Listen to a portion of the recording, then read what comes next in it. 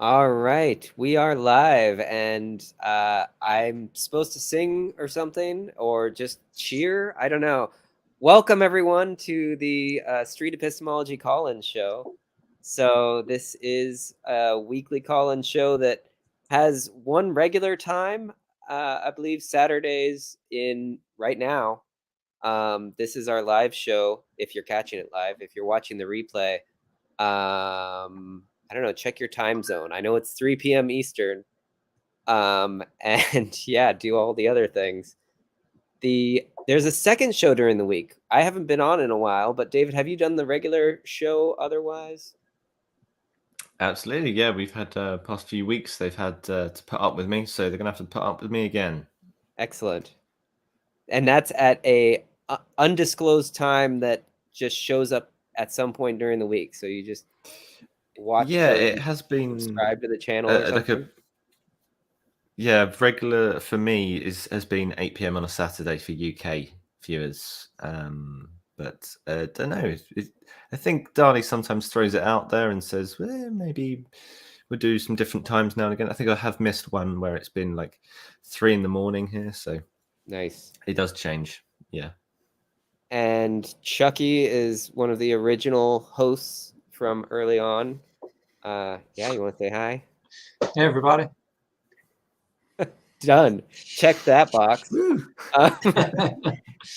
Yeah, so, I mean, I guess I don't think of any of us as professional street epistemologists, but David might be the closest in the based on the volume of content. We were just talking that we highly recommend, or I don't know, do you recommend his channel, Chucky? I was about to say we highly recommend his channel, but I don't want to speak for you. So yeah, well, I think he's got 2 channels, at least 2 channels. okay. Maybe one of them is more about thinking through things, and another is about street epistemology, if I understand that right. But maybe David, you should represent your own material better than me. No, that's absolutely fine. So I did a podcast called the DRP where I interviewed various different atheist, humanist, skeptic types. That's where I interviewed Peter Boghossian and Anthony Magnabosco, Reed Nicewonder, all of those lovely people. And that was more of a sort of casual sit down, not quite Joe Rogan, but it was just like an atheist, humanist Joe Rogan where we just had fun. It was just like discussing lots of different ideas, but wasn't in any way combative as you know these circles are, so or aren't rather.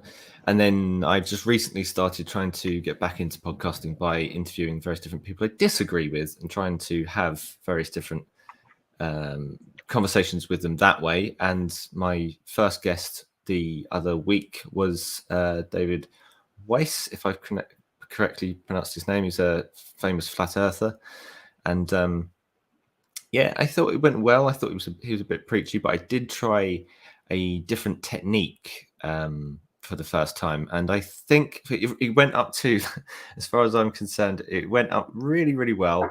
And he was very skeptic, and he was very good, and then he didn't apply it to his own ideas. So, yeah, we almost got there, but yeah, I think there's scope for further such conversations. It's always fun to talk to somebody who holds a 180 viewpoint from you, I think. Yeah. I was gonna say it can be hard to like find people like that. I feel like sometimes because you feel like you're in your bubble sometimes, and you think everybody agrees with you, but then they don't usually. I've noticed that like in these circles, in these SE circles, there's definitely a group think, but for me at least, all I have to do is talk to family, and then it's a completely different bubble. You know what I mean? But that's maybe just my situation. I know your channel's awesome, Chucky. I hear you is the channel, but you have a bunch of interviews with family. I try to. It's really just 1 or 2 family members, but the rest are mostly friends. Yeah, as opposed to people like me, I just do the street interviews, the classic Anthony style on Diamond Discourse. But But yeah, we all have the same thing in common, that we like to talk to people about their beliefs and how they form them, and what would shift their ideas, if anything. So that's why we have the call-in show as well, is to continue that live. So you should see in the comments section, there's the link for if you want to join the show. I'm sure a lot of you guys who are watching are regulars anyway, so feel free to drop in and join us. We don't have any special guests today or anything, so you're just going to be hearing us riff until we decide on picking a claim and going with it. So yeah, if you have any particular topic you want to focus on, you can throw it into the chat, or just come in through the live stream channel. And I should add the banner. Yeah, or if you have any questions about street epistemology, or maybe you even want to try the interview side of things, I think any of us would probably be happy to. That's a cool idea, yeah. Yeah, to be your guinea pig if you want to practice. Yeah, I'm sure we all have claims that we can throw out there. Some example claims that come to mind. I have, so I like to go with like really mundane things that affect my behavior. So I got a traffic ticket from a red light, not a red light camera. It's actually a school bus camera. It's even worse. So a school bus took a video of me and sent me the police sent me a $250 fine. Oh man. But I feel like contesting it. And so what was the alleged violation?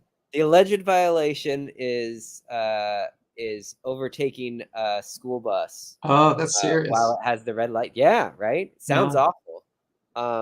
So wow. I can explain why. How confident are you that you are innocent? Right. So I'm going to reserve on a that. scale of right. At a scale of 70 to 100 mile an hour. Okay. Just so that people don't think I'm an awful person, I will say that no children were in danger and speeds were well under like 10 miles an hour. So says the accused. Yes, that's right. So if anyone wants to take the bait and call in and ask me about that, I haven't even formed my claim yet. Yeah. My claim, I guess, would be something like, I should contest this ticket or something like that. Yeah. I don't know. I think it would be interesting both to discuss you should contest the ticket and you did not do anything wrong.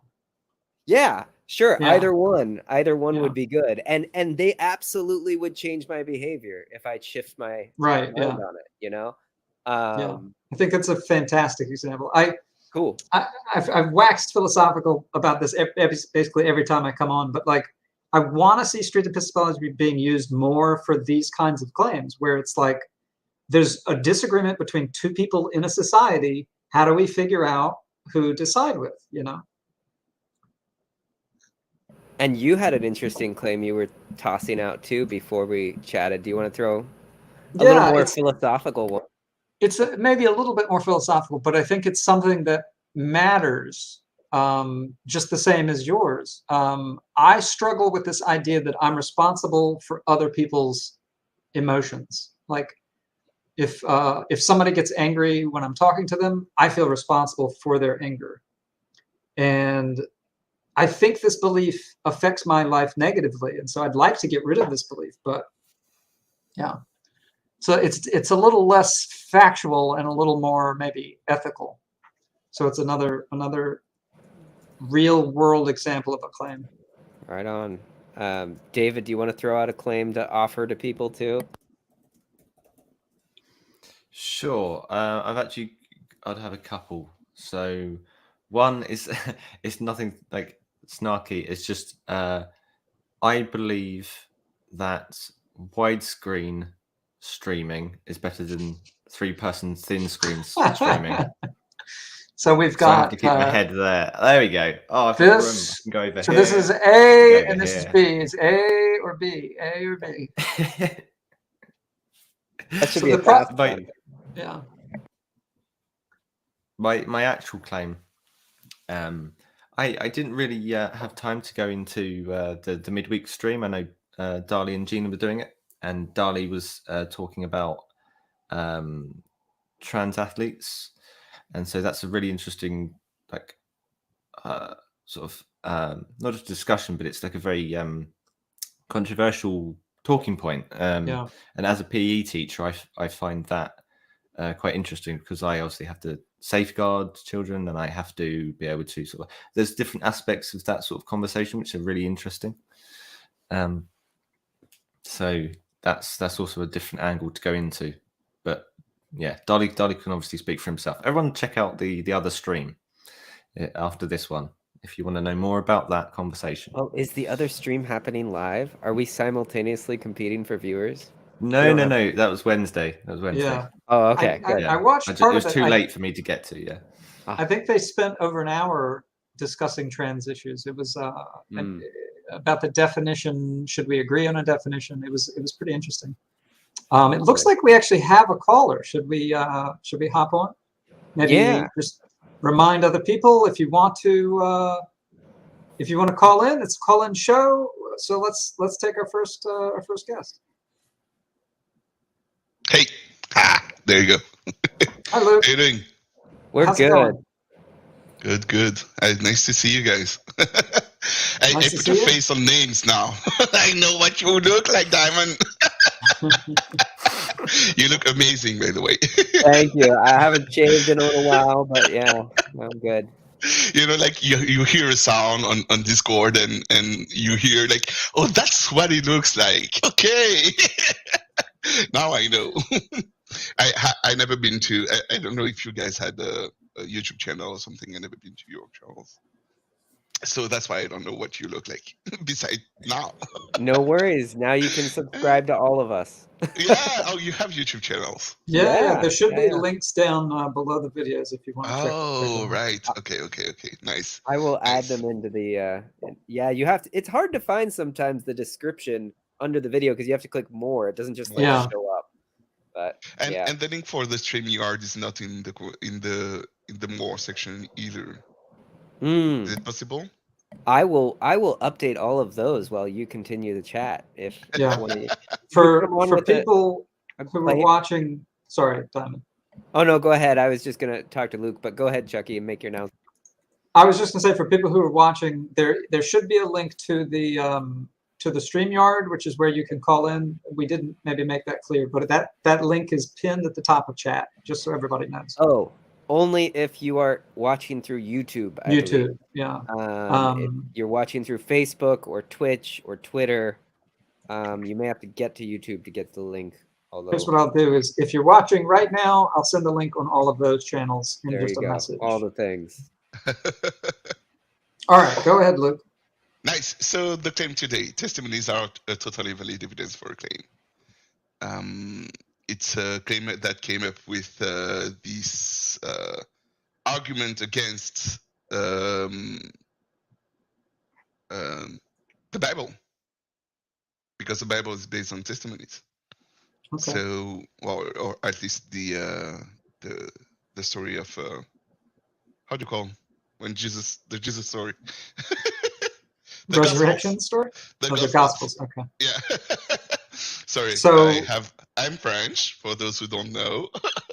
So sometimes words are missing they're there in French, but they're not going out in English. No worries. Just speak in any form of Europe. We can speak in European to one another. I won't understand you. You won't understand me. Chucky won't understand either of us. It's fine. Perfect. So I know I've actually spoken to you before, Luke. David, would you be interested in exploring Luke's claim with it? Yeah, absolutely. Why not? All right. I'm going to pull myself out if I can. How do I do that? Help Diamond? Oh, it might be Diamond that might have to do it. Yeah, the master is Diamond. Awesome. That's who the master is. what was the specific claim again? Sorry, so you said Testimonies are totally valid evidence for a claim.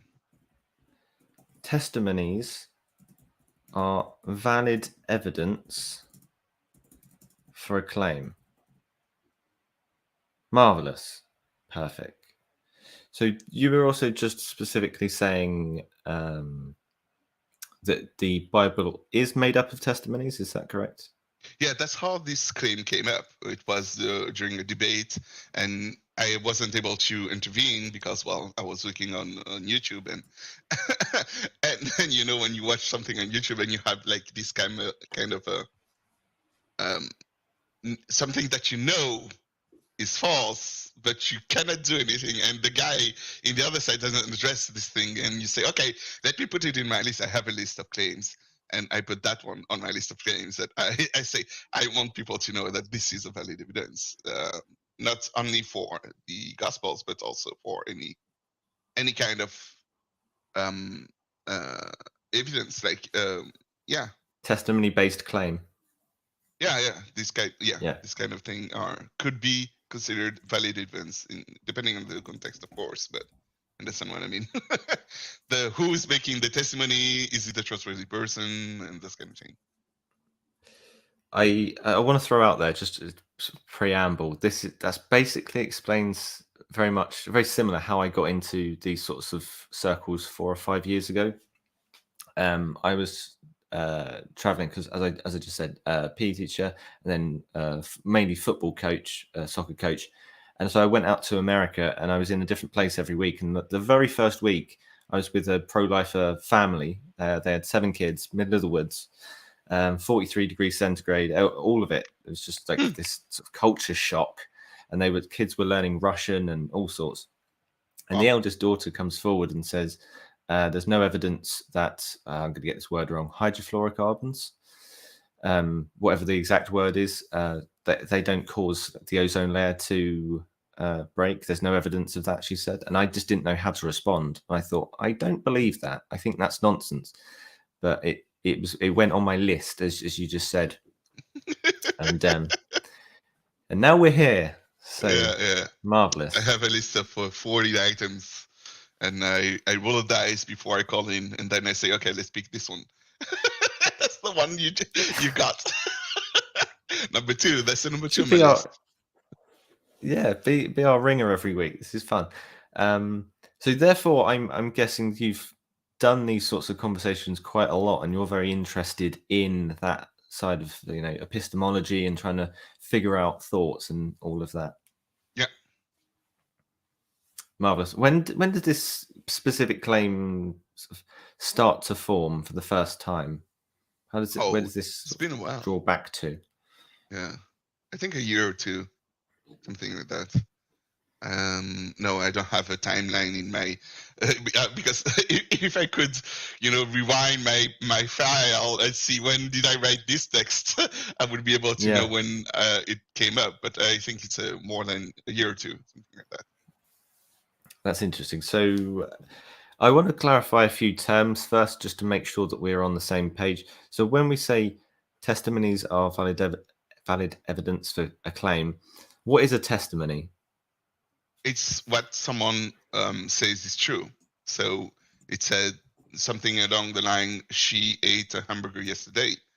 And that's a testimony because I was there, I saw her eat an hamburger, and that's what is true. She said, the person says it's true. That's a testimony. I have this result when I do this test is also a testimony. We have scientists that conduct tests around the world, and they say, okay, I picked this kind of chemicals and this kind of chemicals. This is the result I received, and you yourself will receive the evidence or the claim of this person giving you testimony. You didn't do the test yourself.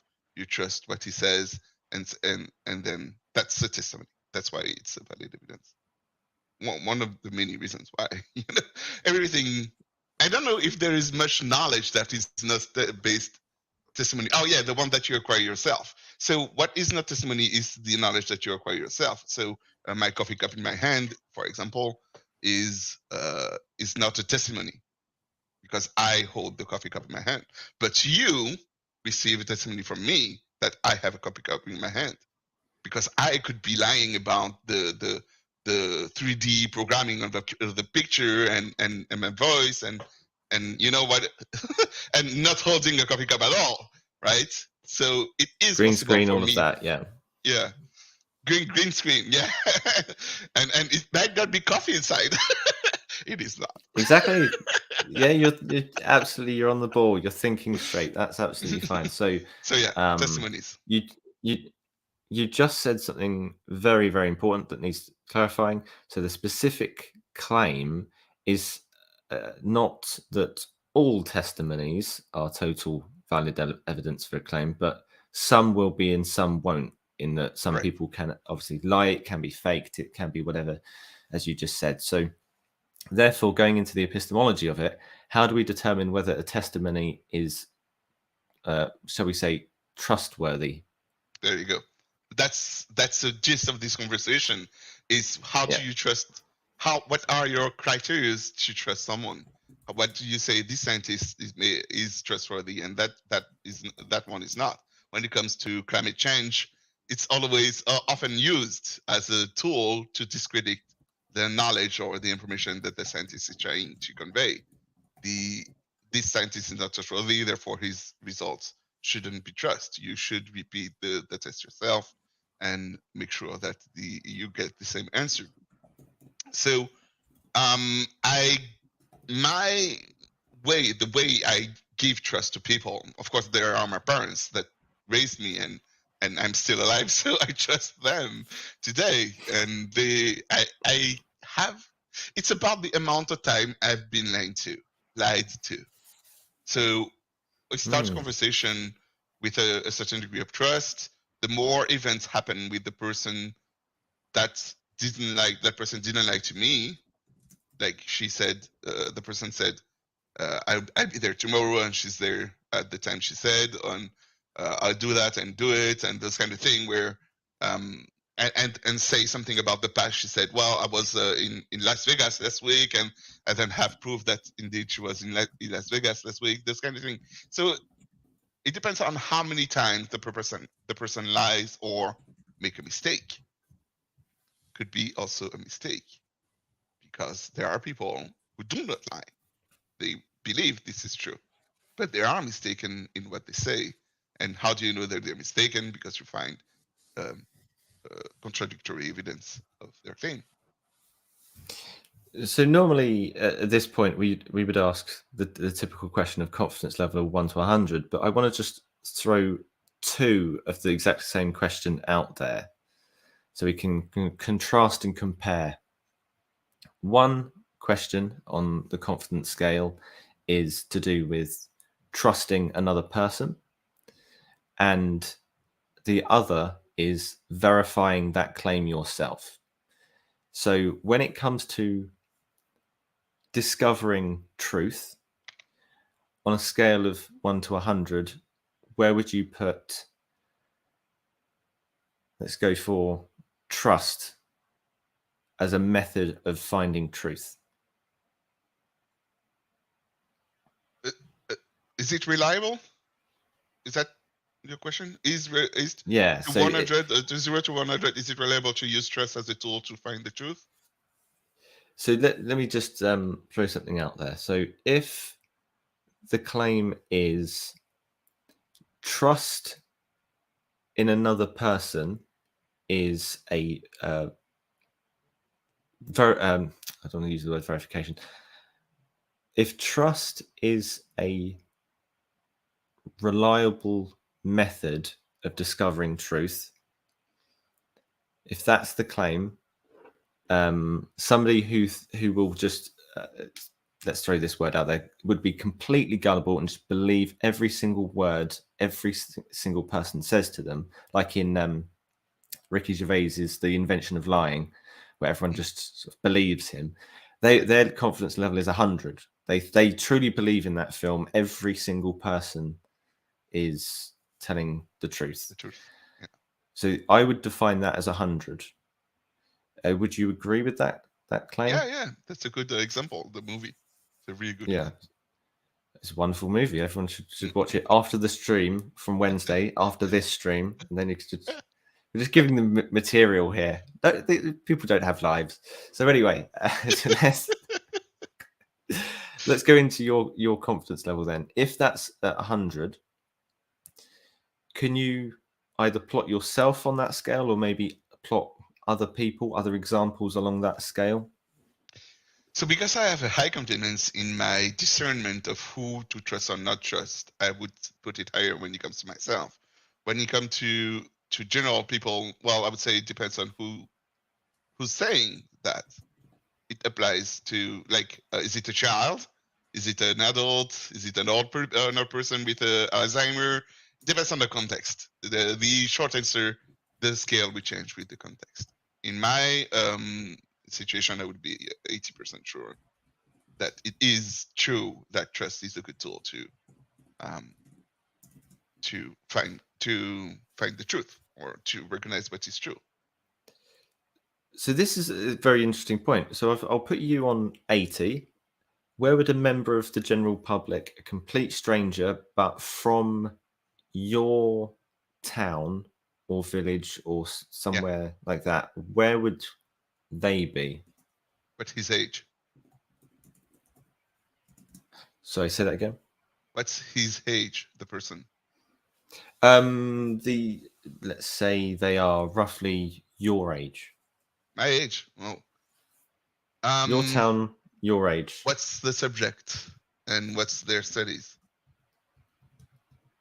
They're a complete stranger walking down the street. What do they claim? Do they claim So they came from that street, or do they claim that the Earth is flat?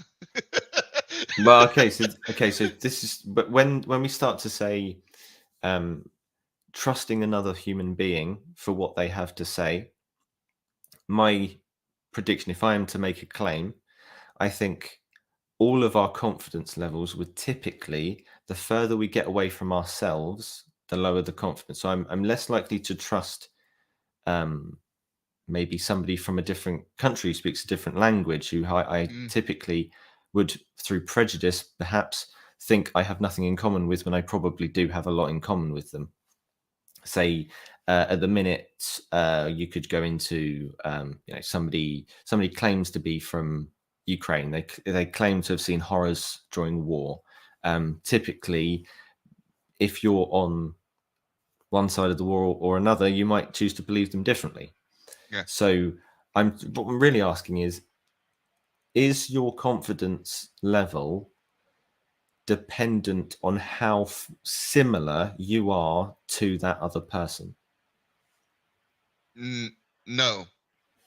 I'm thinking of confidence in someone I ask the way to the big man when I go to England, and I have confidence. It's a totally stranger in the street, and he's speaking English with the English accent. So yeah, it's a total stranger, and if I is really far away from me and this kind of thing, and if I ask the same question to someone in Canada where I live, my confidence wouldn't be the same in the answer of the person, because there is one living in London, and depending on the context, my confidence will change.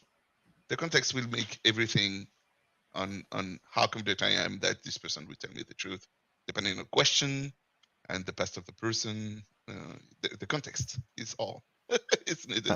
It would change. That's absolutely fine. So to go back to original question, just taking that tangent and coming back again, when I started to try and say the word verify, and I didn't want to say it, I was defining trust and verification in two different ways. So if you're within cryptocurrency circles, they will say a phrase, don't trust, verify, meaning don't trust the person, verify for yourself.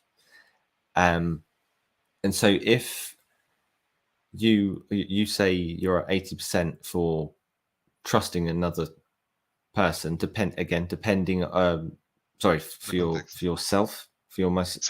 If I trust 80%. A person, so if I trust a person, I have already done the test needed for him, or that person to have my trust on the subject, right?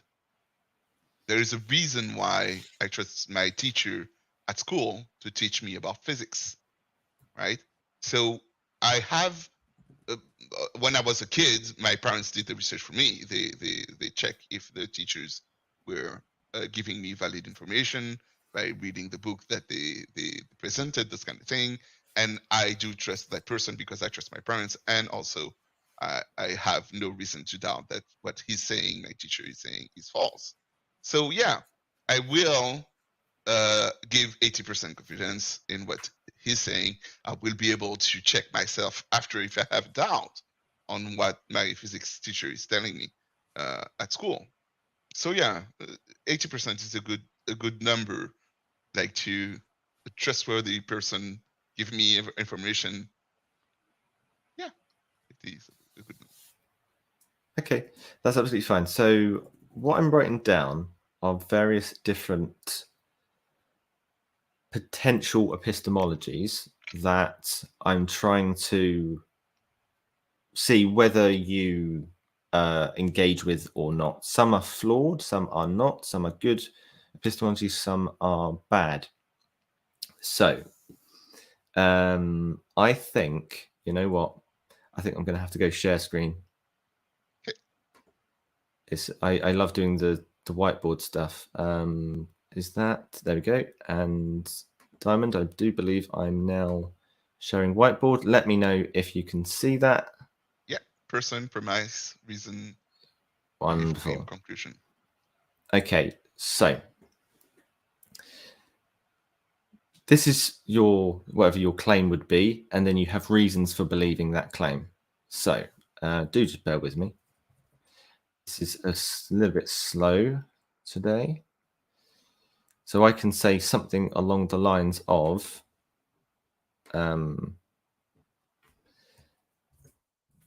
this conclusion is true.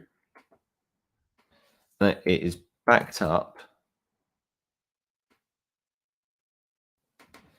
with a correct 100% reason.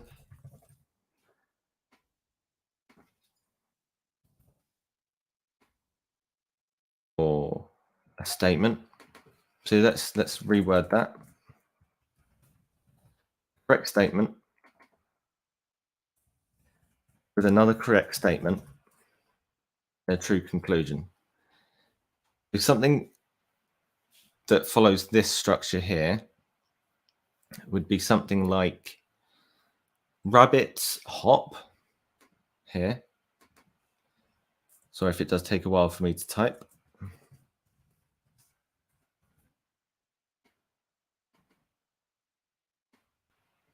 Another correct statement might be sun exists.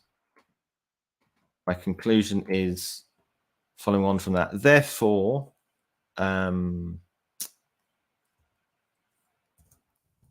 Luke has a coffee mug. See this? Okay, so these reasons do not follow on from the conclusion. Yep. This is more formally known as a non sequitur or non sequitur, however which way you pronounce it. Okay, so Sure. It's possible that these are true statements that are not linked to one another. Okay, so there's some instances whereby if we end up, let's say, trusting a person, say you've claimed to have a coffee mug, I believe you, that's a true statement.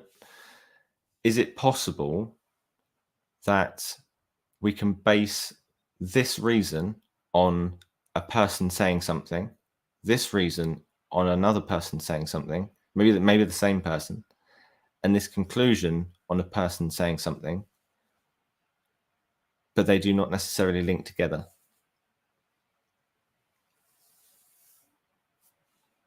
Yes. So in my case, no, because I'm too old. But when I'm a kid, yes, that's what happens.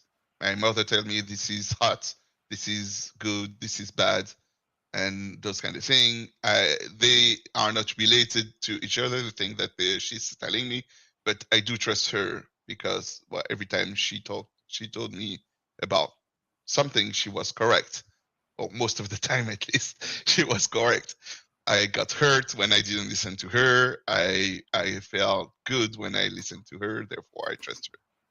So yeah, depending on the age I am, even if the premises or the reasons are different or not related to the claim that is presented, I can still trust the person in what she's saying based on those premises that are not related to the claim. Okay, so what I love to do is when I hear a claim, so you trust a particular person, you can just have whatever person in your head, doesn't have to be said out loud, could be a relative, could be a complete My stranger. mom or my teacher, my physics teacher. Yep, anyone you like. And what I like to do is I like to go backwards through those reasons. Okay. So what is it about that person that makes you trust them? My parents trust him.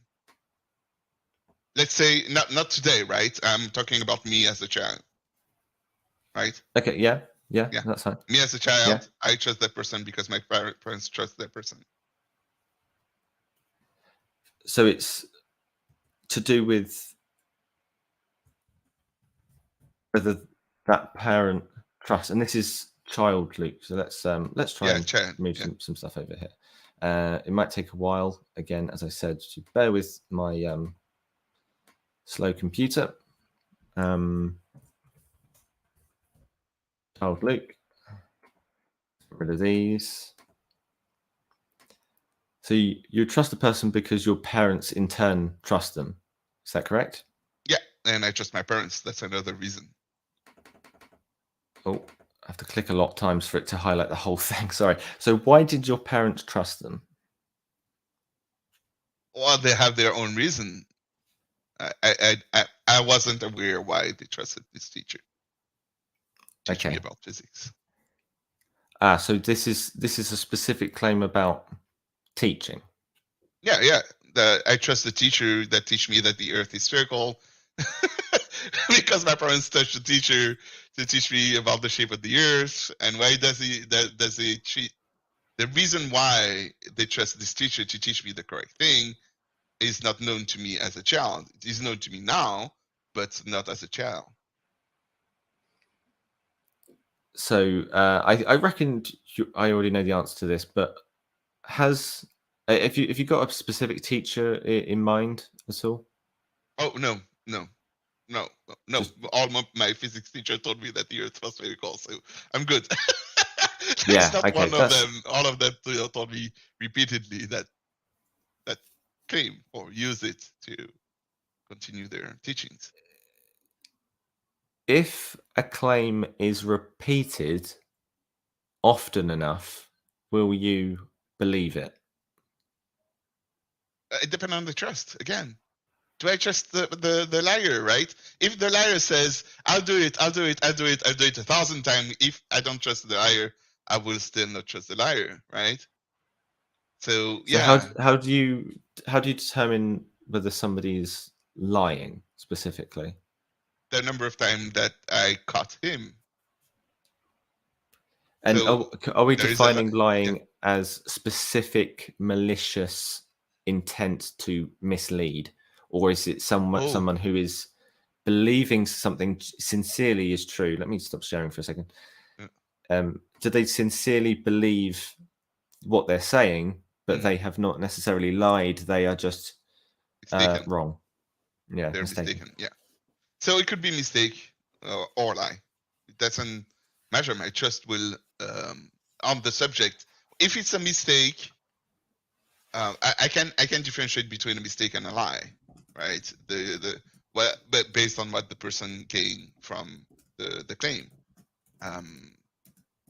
So yeah. So if it's a mistake, it's on a particular subject, it would, and the person has a claim about another subject, I could still trust that person. It would that person would still be less trustworthy than someone else who made less mistake in different subjects. So the less mistake you make, the more trustworthy you are in my eyes, the way I see people or how people gain my trust. Even if the subjects are not related, the less mistake you make in general in your life, the more trustworthy you are. Interesting. So there's a positive correlation between the past experience of, this person has been true, they've been true, they've been true, they've been true, they've been true, and therefore their next statement has a higher likelihood of being true. True. Correct. Okay. Before I ask that question, I just wrote down. I am making notes to the side, by the way. I keep turning. I didn't say, but you've probably guessed. I'm making notes. Yeah. So, therefore, I like to go into some different thought experiments. So, I'm in my casino, and we've chosen to play roulette.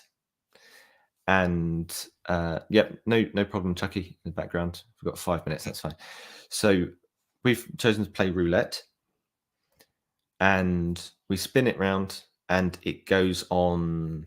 I think I don't even know. Is 12 black? 69. I don't know. Let's There's assume. no number 69, but that's 69. There's a number 12. There we go. Is Okay, it well, red? Is it black? I don't actually know. But it lands on the number 12. Okay. Okay. And then we spin again, Mhm. and it lands on a black. And then we spin it again, and it lands on a black. And we spin it again, and it lands on another black. What is the probability of the next roll of that ball being a black? 50-50.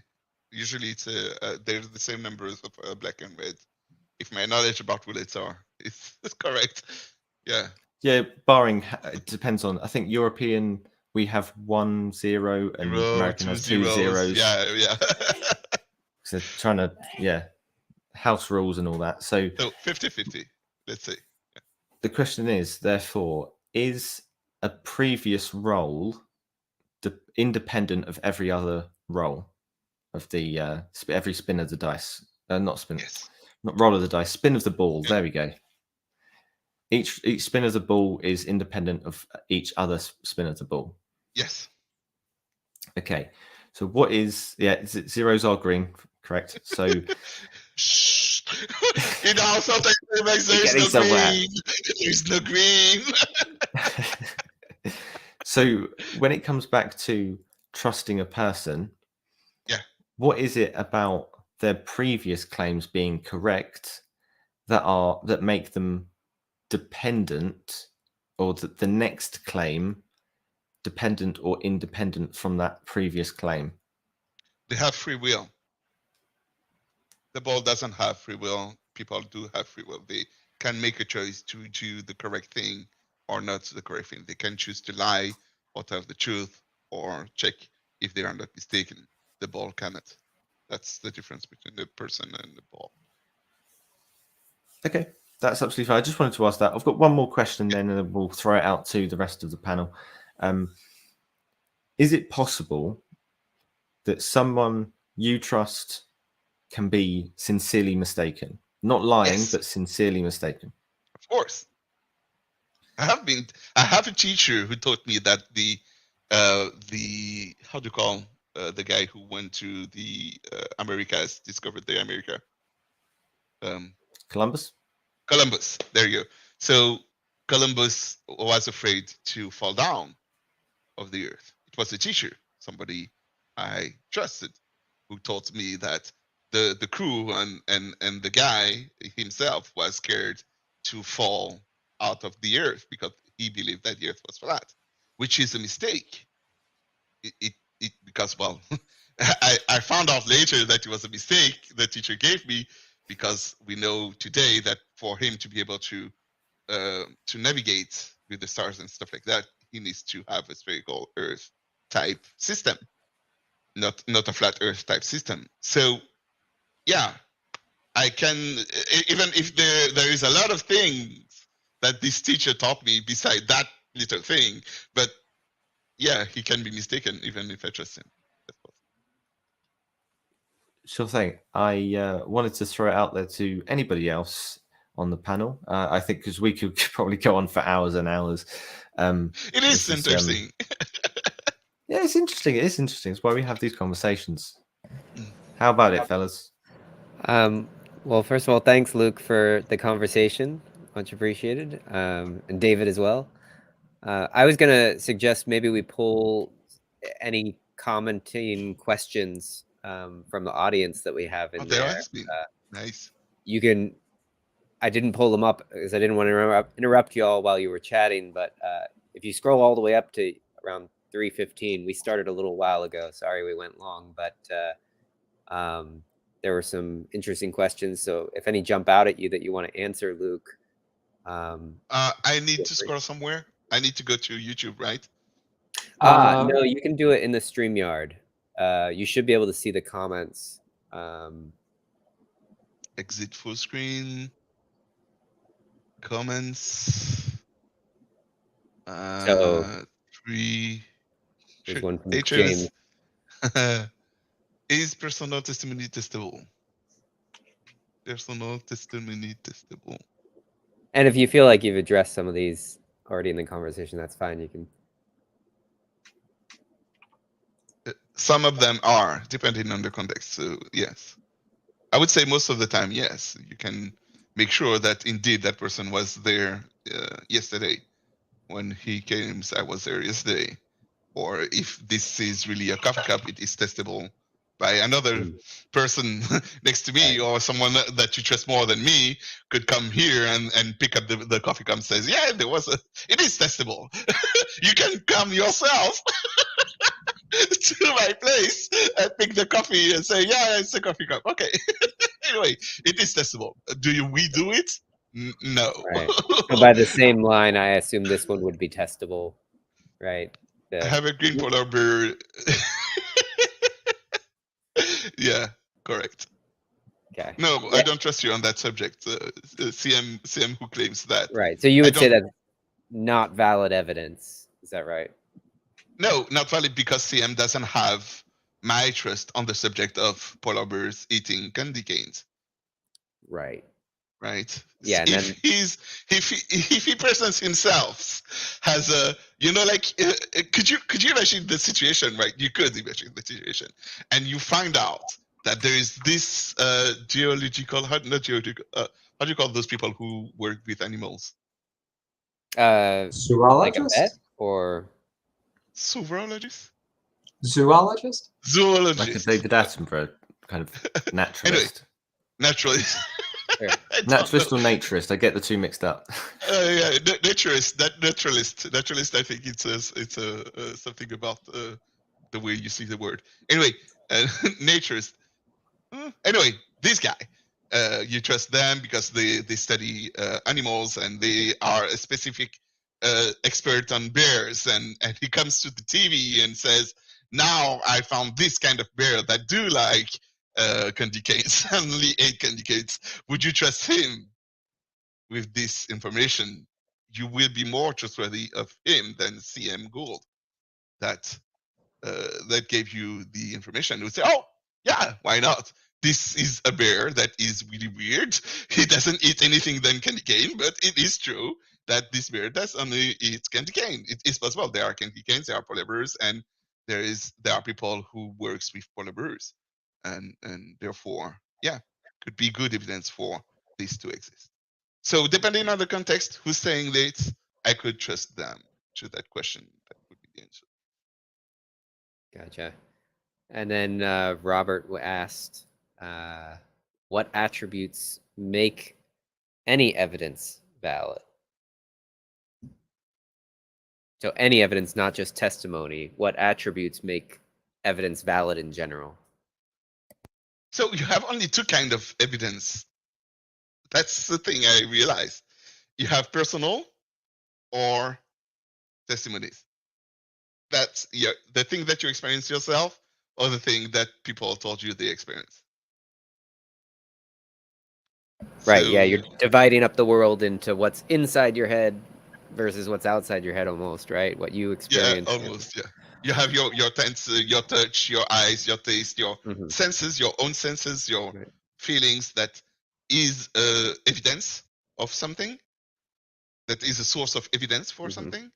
And even testimonies are are based on your earrings or your eyes if you read the text, or they are still based on your own senses. If you don't have senses, you don't have evidence of anything in the word, right? Because there's no way to communicate you knowledge. There's no knowledge that you receive without senses. Anyway, so you have those two kind of in everyday life. In the word evidence, we have those two kinds: the ones that come from others, the teachers, and the ones that comes from yourself, the one that you tested yourself. Cool. Chucky, anything else?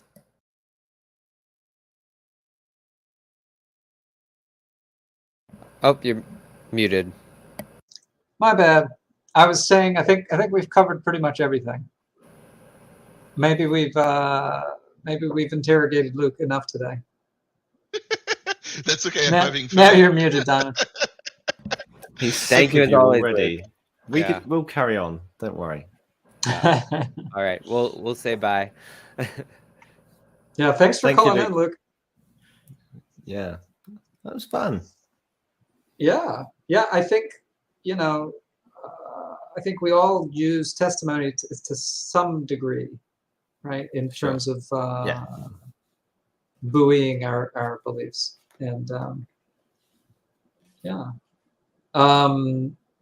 so that I feel like that claim was like an epistemological claim, but that's not the only kind of claim that we're interested in discussing. So if anyone wants to call in with like a claim about the world itself, like a factual claim or an ethical claim, we're interested in talking about those too.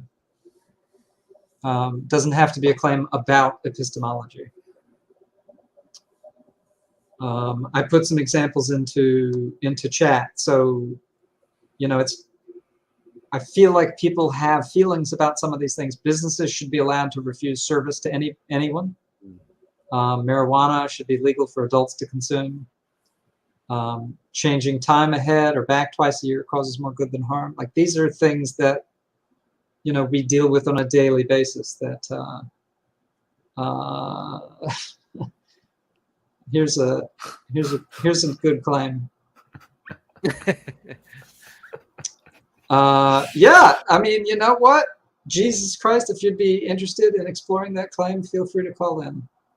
I'm not sure if we have the rule of no commenting on the host's appearance. That's generally a good rule for videos, but if you want to make an exception, Chucky, go right ahead. You know what? I'm interested in any sort of claim about the real world, and that's fine with me. But yeah, organic food is healthier for you than non-organic food. I think there's a lot of beliefs about food. In the 90s, you weren't supposed to eat eggs, and now eggs are okay.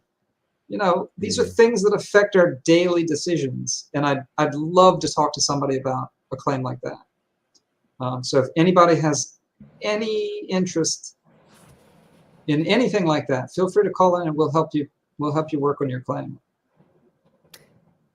And David, while we're waiting for our people to call in with claims, I was just curious about your thoughts on the previous conversation with Luke about where you would have gone, or any strategies you had in mind while exploring something like this, or anything you want to talk about.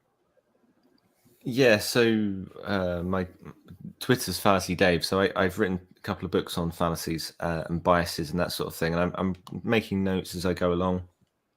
As to, I mentioned the non sequitur. I mentioned what else was it? Something else. The gambler's fallacy, and there was also a comment in the live chat on YouTube to do with the argument from authority and various different arguments, which is very interesting to discuss and go into. I thought Luke was very honest and very frank, and again, like Chucky says, we all do have to use testimony to an extent. It's then how do we go about verifying one person's testimony compared to another? So there might be, as I started with, there might be some people who completely disregard somebody foreign. For example, somebody might trust a Brit because of the way they talk. It's those sorts of interesting that's a good things. one, yeah. Yeah, I because definitely I've feel experienced like, that. So yeah, I feel like Yeah. British people are more authoritative because of their accent. that is a claim. Diamond. I'll sit in the background and Diamond will SE you. I mean, and there's these Yeah. things that like we're unconscious of, and like we might feel it, but then if we take a moment to reflect, you know, we can reject it offhand pretty quickly. We've got a couple of claims about eggs in chat. Anyone want to call That's in a with a popular claim one, about yeah. eggs? I I think heard my- one the other day that brown eggs are bad for you. Huh? I've never heard that one. Yeah. Hmm. But this is like these claims, right? They matter in our immediate lives, and people have these beliefs about these claims. And I would love to talk about something you can really sink your teeth into, like eggs. Literally sink your teeth into it. I want to throw something out there, which is that I'm perpetually frustrated by various different, not just the fact we get like 2 days of summer in the UK, but when we do, my dad would make salads and things like that, and he just doesn't get the shell off of the egg, probably on a hard-boiled egg, and then I have to put it under the sink, and then just check the plate, see if there's anything that's fallen off. It's a nightmare. Just get that crunch. Ugh. Do you have a belief that eating egg shells is bad for you, or unpleasant? Maybe not bad for me. I'm Okay. sure there's edible bits to it, but I would much prefer the soft, squidgy goodness inside. I know Chase doesn't, because he's called in before about veganism. Actually, it would be really interesting to see Chase call in about communism as well. I've already gone. It'd be interesting to see one of yourselves SE him on such a claim. I know he very briefly mentioned it. It could be a very interesting political claim, because I know Chucky was saying about going into those different real world claims. It could be communism is better than capitalism, or whatever the specific claim would be. Yeah. Talking That'd be about an interesting politics. For some reason, we have a glut of egg claims. Egg-based claims is the topic today. If anyone has a belief about eggs, please call in. And I'm not even kidding. In the Soviet Union, you know. Right? I guess it's because I said that in the 90s, right? Yeah. You heard on the news all the time about how bad eating eggs is for your cholesterol and things like that. We'll only take exceptional callers. Oh. I think now Chase has to call in once. Now he said capitalism kills. That's I mean that's just you gotta call in now, obviously. Yeah. Not with me. One of these two. Come on. Yeah, if anybody has beliefs about political systems or economic systems, I would love to talk about that. Let's see. I think the funny thing about it is, it's hard to just sit there and think, okay, what do I believe? It's hard to come up with like a list, but I think there's so many things that people. Yeah, here we go. Travis, do you want to discuss the carnivore keto diet? That's a great example. Absolutely. If you have a belief about a particular diet, feel free to call in. There's so many legal issues, right? Prostitution. We mentioned marijuana, but we were talking earlier about trans rights. Should trans women be allowed to use public women's restrooms? I mean, I think these things you hear and you get a little feeling in your heart, and you go, "Oh, I have a strong feeling about that." Let's talk through that feeling. Let's explore what that feeling means to you. Yeah, absolutely. Are feelings the best way of determining whether something is reliable / true / all right, whatever you want to put in there? Sorry for jumping, but I got excited. It looks like we have a caller. Otangelo, I don't recognize you. Do you mind just raising like 2 fingers? Okay, fantastic. Hi, Otangelo. Welcome. Hi, guys. Hey, how's it going? Fine, thanks. Lovely to see you again. Thanks. Do you have a claim that you want to explore with us?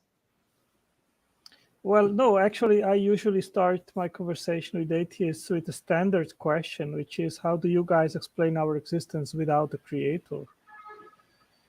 Oh, okay. So this call-in show is about street epistemology. I'm not sure if you called in before or the Yes, general. would you like that Hmm. I make a claim and you scrutinize it? I can do that. Yeah, or vice versa if you want to practice Yeah. that style. Mm. If you would like one of us to make a claim, whichever is your preference. So we'll try to keep it to like someone closer to 15 minutes or so. Well, my Sorry. No, my would topic you?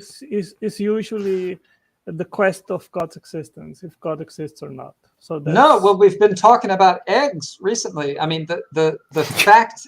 I mean, I don't know if you've been following chat, but there's so many claims that we have about the world around us, right? Does eating eggs raise your cholesterol, right? Like that's a perfectly valid claim to explore. But we can also explore religious claims. Yeah, if you want to talk about religion.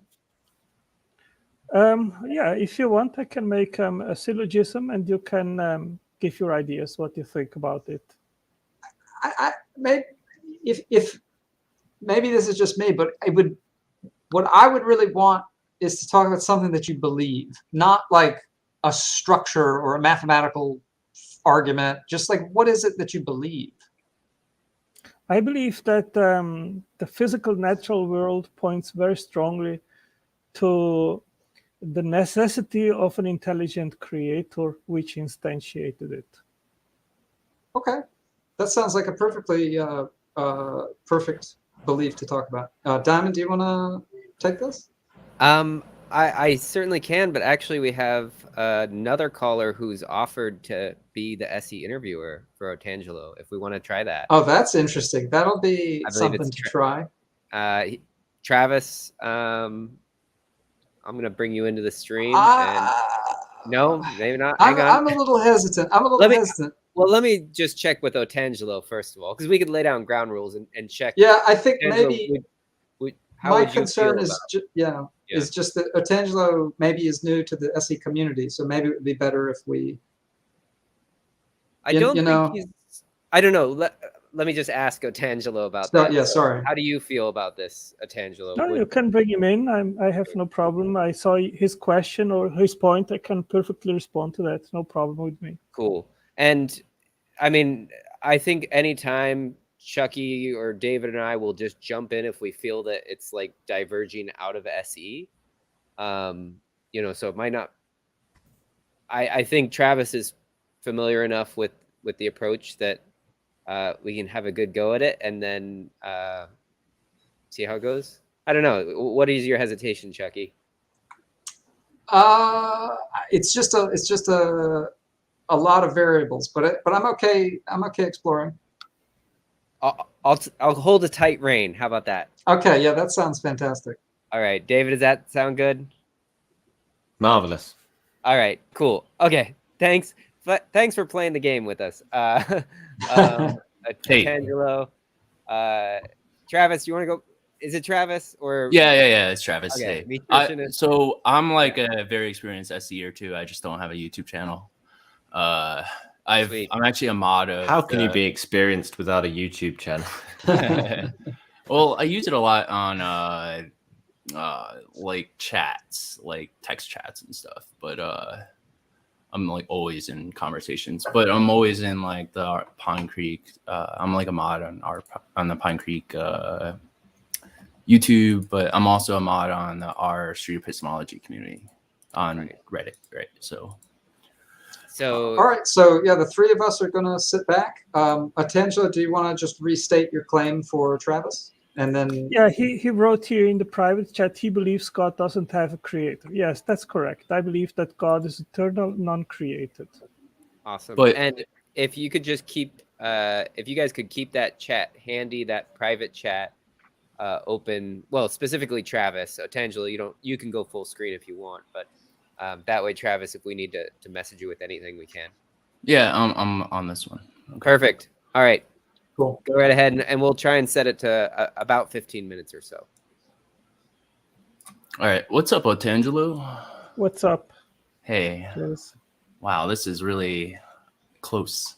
All right. So I've seen you debate many, many times, and you keep saying that God is eternal and God is like the necessary explanation for complex, or I think it's just basically complexity. Is that like a fair statement? Yeah, maybe it is appropriate to specify what is meant by complexity. How Um, about consciousness? Let me just address this. When Okay. we talk about complexity, we see mainly two issues. One is in a specified complexity. I would better describe it as instructional assembly information, which is stored in genes and epigenetic languages and codes, and irreducible complexity or Michael interdependent Behe. systems. Yeah, right. So these are the main two, let's say, qualifiers for what we mean by complexity, that those things point to the necessity of an intelligence that instantiates these things. All right. So genes, life, but not like rocks or volcanoes or like Earth or anything, right? Those aren't Well, complex. I believe that the entire universe, all physical being, is created by God, but the structure of a rock obviously doesn't depend on intelligent input. It is just the shape of a rock is so based on natural forces like rain, wind, these kind of things. So there is a distinction between, let's say, Mount Rushmore, where you have the four faces which we can recognize. They have a pattern which indicates someone sculptured these heads, and then the rocks on the side of these faces, which are just a shape based on natural means, which doesn't mean someone Like- went there and made it that they look exactly the way they look.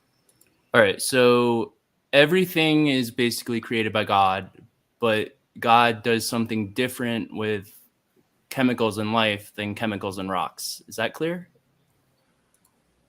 Yeah, I think that an important distinction between biology and geology is that in biology you see, for example, proteins which have usually a function.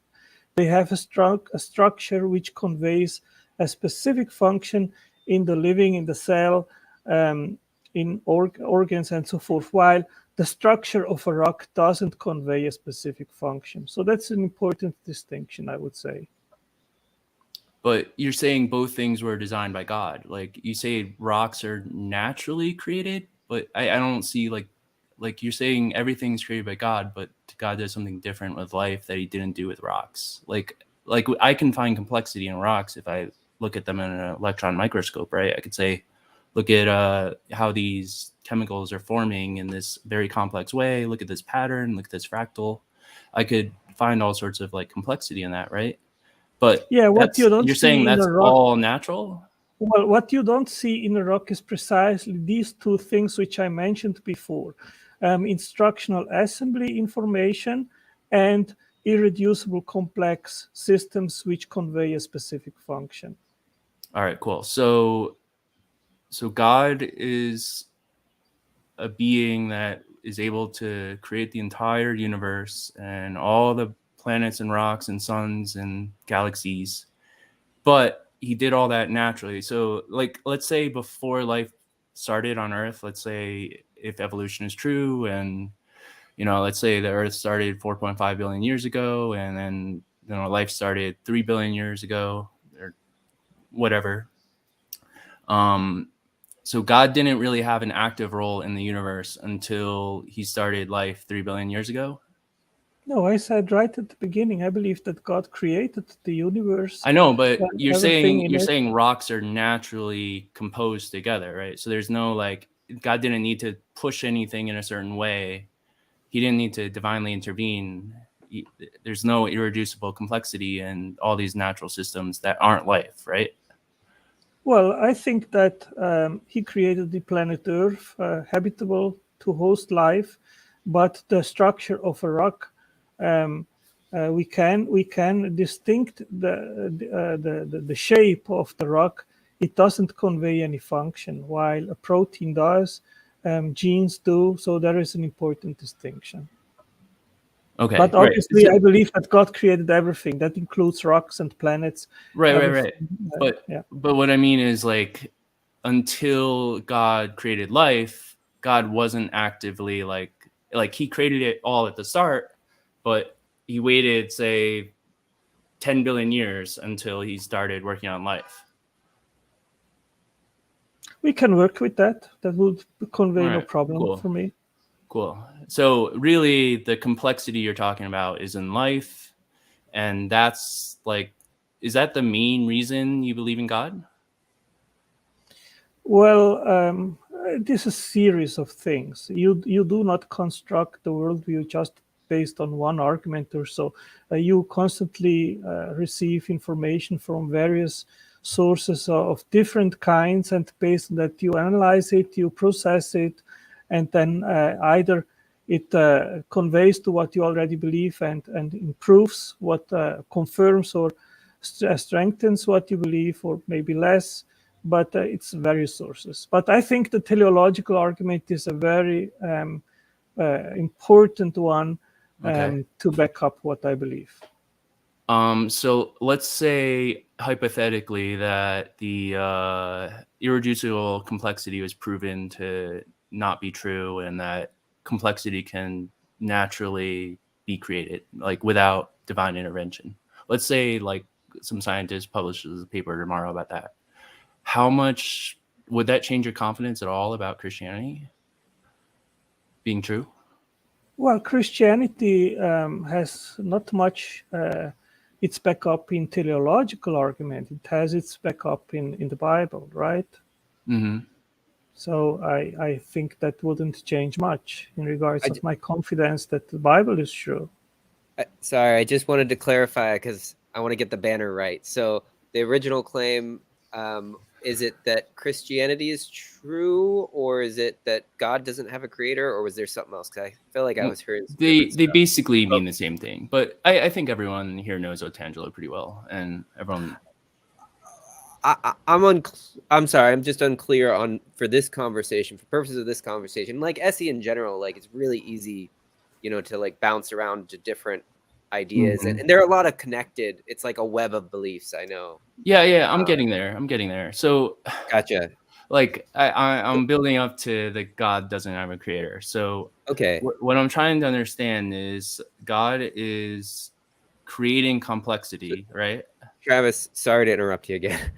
The only reason I want to make sure that Otangelo has like lead in terms of what claim he wants to explore. So let me just ask him to clarify rather than having your choosing the claim. Is that okay?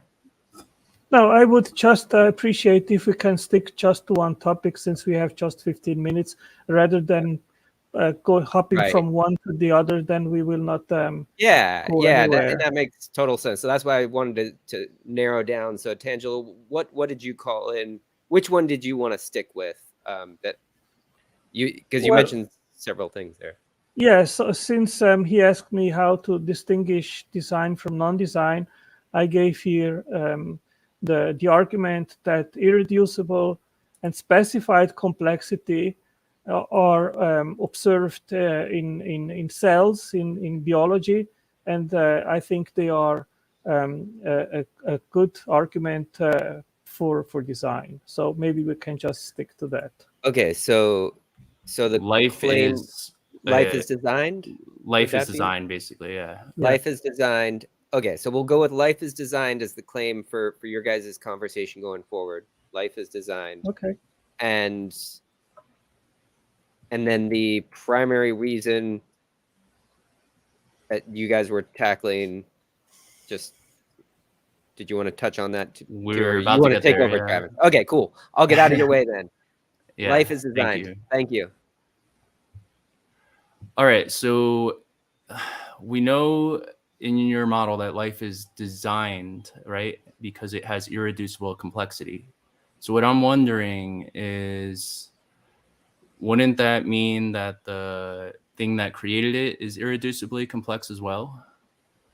No, because God is a spirit, he is not made of physical parts, and therefore he is not complex. What is how can something be made of like not something? Like how can something not be made of something? Well, that would be another topic. The only thing is what I am defending. Well, you brought is it up. that- Like I don't know what a spirit means. Like that's an No, undefined no. word to me. Okay, so the only thing which I am defending with you right now is that instructional and irreducible complex systems are best explained by the action of an intelligent agent. That's all. What that agent is, where he came from, if he's made of parts, if he's complex or whatever, this is not in discussion. The only competing hypotheses which we eventually discuss here is either the living and systems in biology, they are best explained through intelligence or not. That's all. Right, but you're saying that intelligence is required to create intelligence. So isn't that like, doesn't that mean that your God needs to be created by intelligence too? What I am saying is that intelligence is required to make instructional complex Right. information and irreducible complex systems. That's my claim. Right, but why wouldn't that go up the chain to God? Like it seems like special pleading to say like everything is designed by complex things except for God. Because basically the way I see it, right, is like if evolution explains design better, like through natural reasons, better than a God does it, then we're thinking like so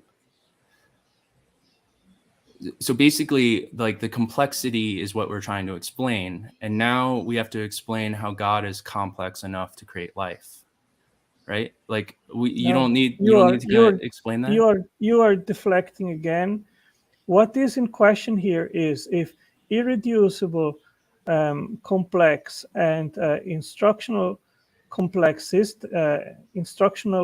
systems require design or not. That's all. Okay, so I'm gonna go ahead and interrupt there. I know that I promised you 15 minutes and then I interrupted, so I didn't get to see the full exploration of how the conversation went. But Otangelo, I'm gonna let you go, and then we're gonna just debrief with Travis for a minute. If Travis, you're okay chatting for a few minutes about the conversation. I don't know. I got interrupted so much, and I hear you. Gotcha. Man, yeah, I mean, really if you want to go as well, that's totally okay. But I just want to talk about the approach and how different conversations might go differently, right? Depending on how we approach things. So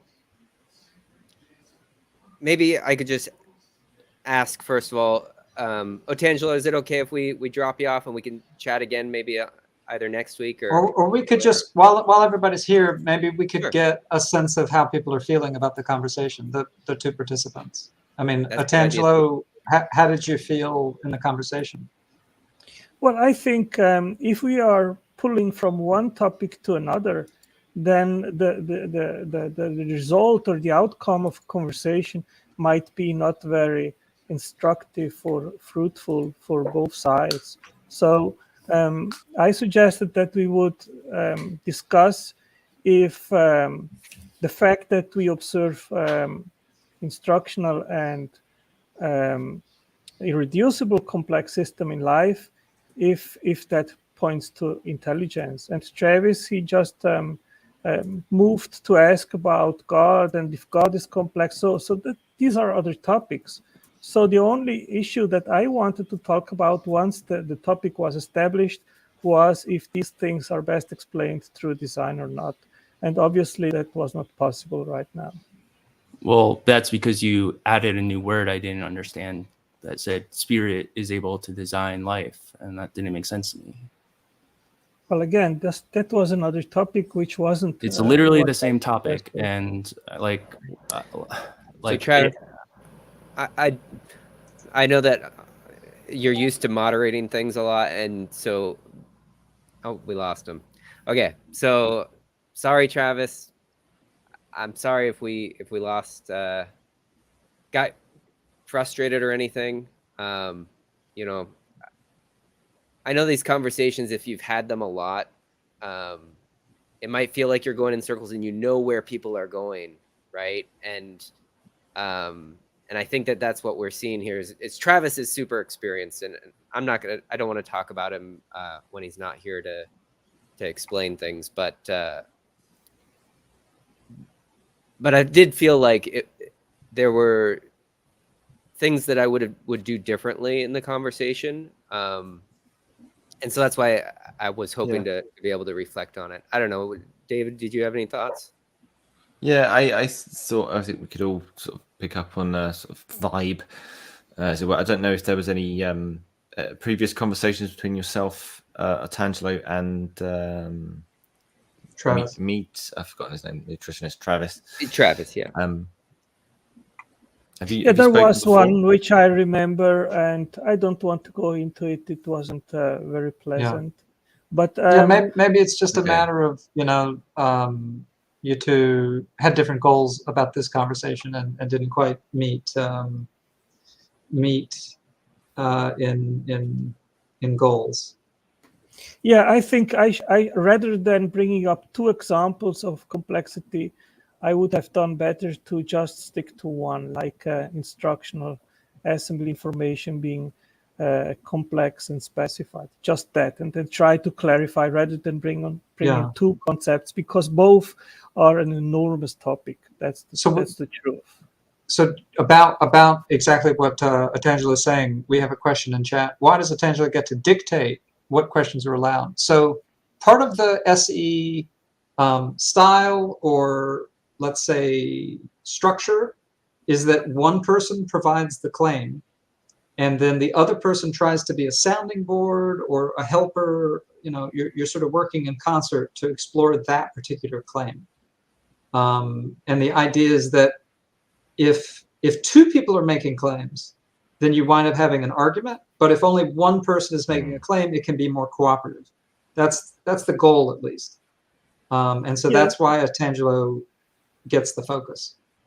Yeah, and I mean, I think it is important that in a conversation we stay on topic. So it wasn't about me dictating what Travis had to say, but rather just bringing him back to what was proposed that we would talk about it, not other things, because then it got just distracted. Then we talk about God being complex or not, about Christianity, about complexity, and in the end, the conversation doesn't lead anywhere. All right. Well, Otangelo, I appreciate you taking the time to call in with a claim. I hope this didn't leave a bad taste in your mouth, but no, absolutely not. Yeah, we appreciate it. All right, have a good one. Have a good one. Bye, guys. Bye. See ya. Take care. All right, so sorry we used up 2 callers straight away with having them talking to each other. So lines are open. if you have a claim, we'll be happy to explore. But so good time to do a reset. If anybody would like to call in and talk about a belief that they hold, it doesn't have to be religious, doesn't have to be about epistemology, it can be about anything. Feel free to call in, and we'll try to have a cooperative conversation where we explore your belief with you without getting into an argument. That's the goal, at least.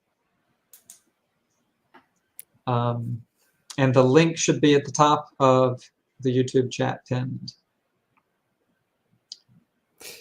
I did throw something out there, just as sort of small talk while people are trying to sort out their internet connection and things like that. I threw out an idea that I just briefly had, which was the best street epistemologists are autistic. Don't know if anyone has any thoughts. Artistic or autistic? So we're getting into the South Park reference. Cartman walks in and his mum's doing a painting. Like, no, I haven't seen that. Oh yeah, they rip that joke. No, autistic. Okay, that's interesting. Is that a belief that you hold, or that's a claim that you've heard? It's a thought that I very briefly sort of brain farted about half an hour ago. I see. Yeah, I was thinking because I work in schools with autistic children. Typically, we're taught they take sentences very literally. You can't work in sort of euphemism. You have to say exactly what you mean. Don't just sort of. I'm trying to think of a good example. You have to no. I think it's really easy when you're talking to somebody to sort of anticipate where they're going with it. For example, to think about their greater claim than the specific claim, things like that. And so maybe that's you don't jump the gun. Is that Possibly sort of something part to of do with it's more mathematical, logical, more taking things on face value, not assuming, oh, so therefore you mean this, and they don't get particularly sort of into the emotional side of the argument. It's like they're just based within fact almost, and they're trying to, they have like maybe an inhibitor where they just sort of, they don't quite take offense at things because they don't quite understand the social context, and there's various different fallacies and biases that come up within the social side of things of these conversations, so they can have the ability to step back and say, actually, let's look at a claim objectively rather than be personal. But that's a very interesting claim, and I would be less than 40% on such a claim. I would have absolutely no connection personally to that specific claim. It's just an interesting idea. I think maybe the broader, to not think about that claim specifically, but I think the broader implications, I think there's all sorts of different styles of SE, that's for sure. And different, when you have a conversation with somebody, you can choose to focus on a word or an idea or a sentence, or you can think about what that person probably means and take those extra steps. And there's that decision at every moment in the conversation, and so it's often interesting to see where they go. In that case, you just sort of triggered a thought for me. So we're taught there's multiple different learning styles as well that children and obviously then eventually adults will have. So I think I'm more visual. I quite like the whiteboard and using that sort of thing. There are others. So, for example, in safety, when you're talking about like a fire alarm or something, you need command style, which is just telling people what to do, being the dictator, get out that door right now. Right. And then don't cross the street. All of that. And there's guided discovery, which is where you're sort of like nurturing somebody a bit, and then there's more Q&A. Then there's trial and error, which is, I would argue, if I'm making a claim, it would be that most of human history has been the history of trial and error, and we're still alive, so yay. But the question would be, is street epistemology addressing each of those learning styles? Are we trying to, do we have too many of these sort of spoken word conversations? Do we need to have more visual aids, all of that? It made me think when you were saying, you were talking about the autism claim and talking about logical versus emotional. I feel like this is an important thing. Like if someone is coming to you with a claim that is rooted in emotion, I feel like you actually need to meet them on an emotional level, not a logical level. And often meeting somebody who holds a claim because of emotions, meeting them on a logical level often causes misunderstandings. I think I agree. I think there is, if there's, and this has to be sort of interpreted in the right way, because I'm still trying to think through that exact idea. So if somebody is being emotional for whatever reason, let's say they are physically hurt, and then I try and be logical and say, well, it's not going to hurt next week. It's like, that it doesn't matter, they're hurt now. I'm just going to wind them up further. Yes, there's definitely de-escalation techniques which link into SE. Absolutely. Yeah. Anthony has a couple of videos, maybe more than a couple, maybe 5 or 10, where he talks to people about their fears.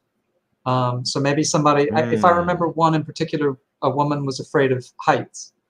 And like you can say all day until you're blue in the face that a roller coaster is safe or flying on an airplane is safe.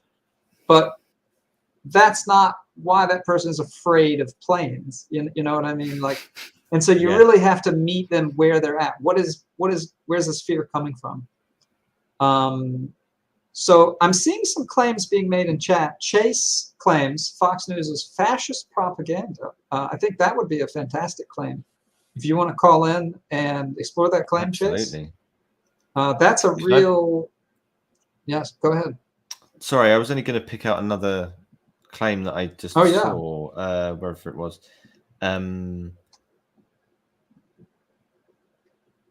Stephen Whitaker, don't cross the street, works better as stay on this side. So this is another thing that we're taught within schools. We always try and stick to the positive, but I believe that the negative or the pain or the consequence, if there's a negative consequence, that is a better driver of people's behavior than the positive. So if I say wait for the lights, it's not as effective as saying don't get run over.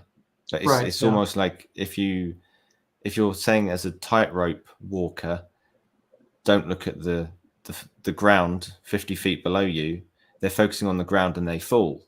So the tightrope walker will focus on the rope, and they say focus on the rope, the rope, the rope, and that's how they stay on the rope, kind of thing. So it's just, that's an interesting claim. Which one's better? Do you focus on the positive, the negative?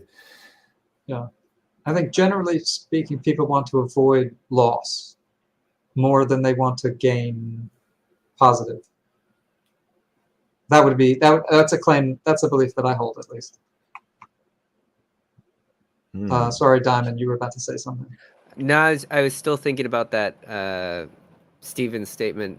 The don't cross the street works better as stay on this side. So, David, it sounds like you're saying the opposite, that you feel like staying on the side would work better than saying don't cross the street because it's a positive claim. So I think when we're teaching children, we're taught to stick to the positive.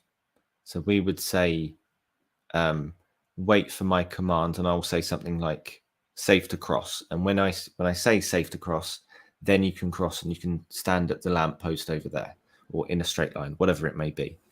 But in order for them to actually listen to me, they need to understand this is what a car is. They felt various different forms of pain before by falling over and grazing their leg, and we sort of they need to sort of understand to an extent. If you run off into the road, then that pain's going to happen again times a million, and therefore to avoid that, we now do something positive. But they need that negative in order to understand why we're saying the positive. They're not just command styled, obeying our commands. They need to actually understand why we're asking them to do what we're asking them to do. Okay, so the negative is necessary as part of that. It seems more about I would say so. if I understand it right, it seems like the negative is coming more as the consequence, not of the grammar, right? So it's about Right. if you Yeah. there's a engage in this distinction behavior, there. you lose this, you know, you lose your leg, you lose your happiness, you lose your, quality of life. That loss, I think people feel more keenly than they do. Hey, if you don't cross the street, you're going to be happy. That's Yes. that's a lot more. Yeah. Yes, very well put. Yeah. Because I see some stuff about natural language processing in chat, but I think this is more about loss versus gain. We do have a caller. Abu, you don't have to be on video, but if you don't want to be on video, maybe say in chat what you're interested in talking about before we pull you onto the screen. But yeah, so anyone who wants to call in and talk about ideally their own beliefs. We've got lots of examples of claims in chat about religion and politics and all sorts of stuff.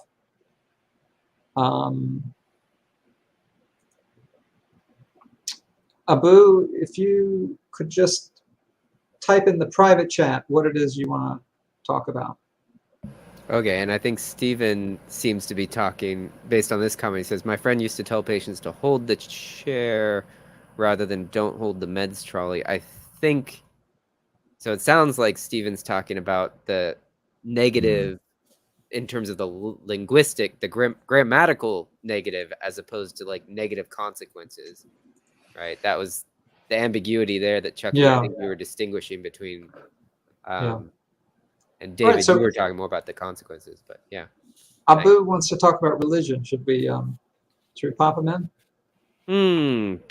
We've had a lot of calls on religion, but if you guys are up for it, sure.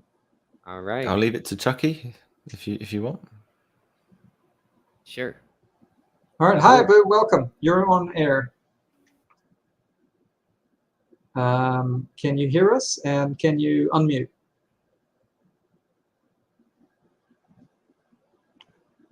All right. Well, while we wait for Abu to work out his technical troubles, we've got another claim in chat. All college should be free, with a reason, because we pay taxes. Chase has all sorts of claims, but sadly can't call in. That's a shame. It's an interesting one. To play devil's advocate and not to be, for or against.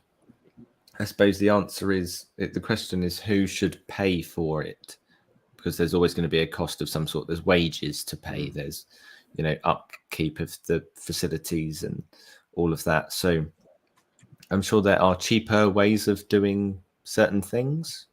No, there's. I don't know if there's an equivalent internationally, or whether it is. I guess a university is international.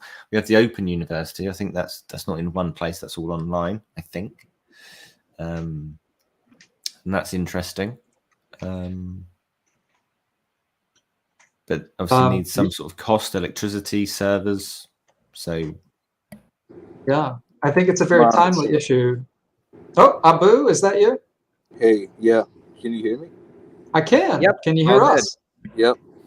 Fantastic. So you said that you'd like to talk about religion. Do you have a belief about religion that you'd like to explore? Yeah. I just actually came on this. Someone told me about the show. What exactly is the show about, and what is it that you guys discuss, I guess? Yeah, so generally the idea is that people hold all sorts of beliefs. Maybe you have a belief about religion. There's people in chat talking about politics. But we want to help you explore your belief. So you tell us a little bit about it, and we'll ask you some questions. And it shouldn't be combative. The goal is to be cooperative. Does that sound like something you'd be interested in trying? Yeah, so when you say explore my belief in terms of like you want me to verify if my belief is true? Well, I guess the way that I think about it is people hold beliefs for reasons, and we're just interested in trying to figure out what those reasons are, cooperatively, like with you as a process. And this process is so that you can arrive at the truth, or is that something you are looking for? Well, I can't speak for everybody. When I do it, I like to think that the person I'm talking to is going to better understand their own reasons. Sometimes people hold beliefs without thinking so much about the reasons, and then going through the exploration maybe helps them understand why they believe it a little better. And I guess for my part, I do like to find out what's true, and learn for myself. So I find talking to people is a helpful way to catch mistakes in my own thinking, or explore just ways of thinking about things that I hadn't thought of before. So yeah. Okay, so when you say you want to know what the truth is, I'm assuming you're presupposing that truths exist. Yeah, I suppose I am. I think I do presuppose truth exists. I would probably say that. Yeah.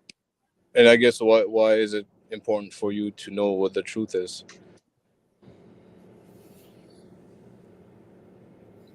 Oh, you seem to be muted. Sorry about that. I would say it's curiosity. Like for me, it's like I have one life to live, and I don't know, I guess I have a sort of a burning curiosity about this life. And actually, I guess I don't even know if I really have only one life to live. So maybe that's a presupposition as well. So see, this is like that, network of beliefs, that I hold. And so I don't know how else I could learn if they're wrong. Like if I have beliefs that are wrong, I want to know. And yeah.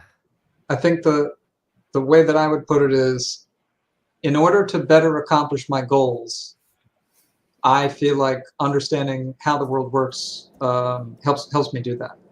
Helps me better accomplish my goals. Yeah, I mean, generally the idea is people have these beliefs. You say that you have beliefs about religion.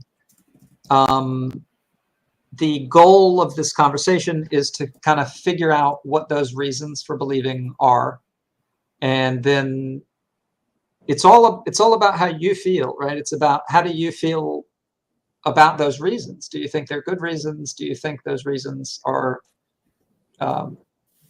good justification for holding the belief? And maybe the answer is yes, and you walk away feeling more confident, and that's a perfectly fine outcome. We're not trying to deconvert anybody. No, that's a good process to, I guess, figure out, if some people are just socialized into certain beliefs, or they actually thought about it. So yeah, that's a great example. Yeah, when I say what I believe, that out of the many religions out there, one has to be true, right? That's my claim. Okay. Would you be interested in talking with me about this belief? I know that David and Diamond have already, or actually, Diamond, you haven't gone. Go right ahead, please do. Okay, all right. I hope you weren't interested in talking to Diamond. I seem to have jumped the gun. Is that okay, Abu, if you and I talk about this? Yeah. Okay. All right. Fantastic. So okay. So just tell me again. I heard you say. Can you just say it again for me so I can hear it again? Okay. So given X amount of beliefs out there, or religions out there, right? Let's say there are a finite number of religions in the world, right? And we can define religion how we should define religion here, because in my opinion, really even atheism could be a religion it depends on how you want to define it. So let's say a worldview, a proposition, a religion, a something that explains reality. Out of the finite number of explanations, one has to be absolutely true. Okay. So I sort of shortened it up. One of the many religions has to be true. Is that okay? Yeah. Or okay, all right. Because the part of the goal of this is not to put words in your mouth. It's to really talk about what you believe. And so part of that process is me restating it just to make sure that I understand. So did I capture everything about this belief? One of the many religions has to be true? Yeah, with the caveat that we truly understand what we mean by religion here. Okay, yeah, we'll have to. I see Diamond's putting all sorts of little things. It seems like we're fighting for space at the bottom of the screen, but sorry, I was gonna say I can do it if you want to focus on the conversation, but if you can do both at once, go right ahead. No. I'll leave it all in your hands. I'm going to focus on the conversation.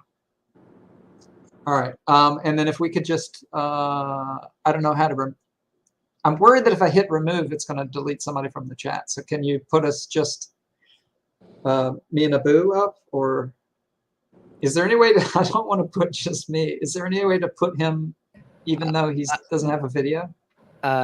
No, but I could do let's see. Like a square, Let's see what I can do. Share screen, and then it's a blank screen. Yeah, something like that. Okay.